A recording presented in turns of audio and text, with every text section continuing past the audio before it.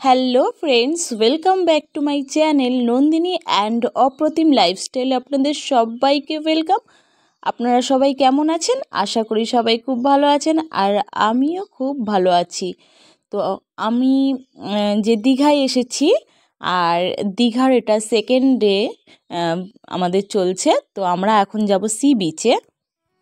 আর এত গরম পড়ে গেছে, তো আমরা উইন্টারে আসার কথা ছিল, তো উইন্টার শেষ হয়ে সামার পড়ে গেল দেখতে দেখতে। মানে 2-3 দিনের মধ্যে গরমটা এত বেড়ে গেছে।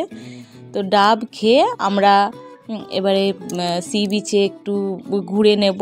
তো আমরা সমুদ্রে নামিনি, কেননা অপ্রতিম আছে, আর অপ্রতিমের আমরা নামলে ওরও নামতে ইচ্ছে করবে, এই জন্য আমরা সি বিচে এই সমুদ্রে নামিনি। দুপুরের টাইমে জোয়ার থাকে, তাই প্রচণ্ড জল বেড়ে যায়, আর সকালের দিকে ভাটা থাকে, আর তখনই রাইডগুলো চড়া যায়, ভালো করে দেখা যায়। সমুদ্রে সবাই স্নান করছে, আর আমরা দেখছি, মজা করছে, ভালো লাগছে দেখতে। আর এদিকে দেখুন কত, মানে সকালবেলার দিকে মানে এই সমস্ত রাইডগুলো থাকে, কত হর্স, তারপরে তোমার গাড়ি বাচ্চাদের। তো এগুলো সকালবেলার দিকে থাকে, এই 10টা-11টা পর্যন্ত মনে হয় থাকে। তো আমরা ওই টাইমেই এসছিলাম।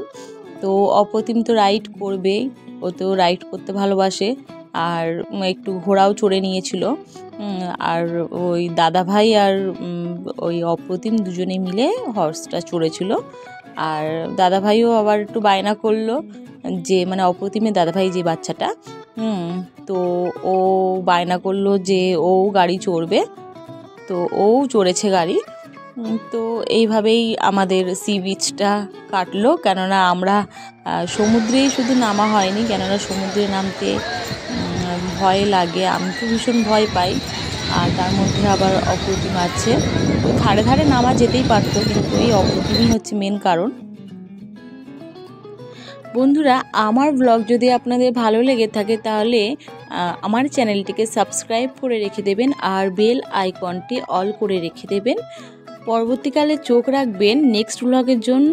নেক্সট ব্লগটা হবে আরও সুন্দর, আরও দারুণ, তাই দেখতে একদম ভুলবেন না। ততক্ষণের জন্য আপনারা ভালো থাকবেন, সুস্থ থাকবেন, দেখা হবে নেক্সট ব্লগে। বাই।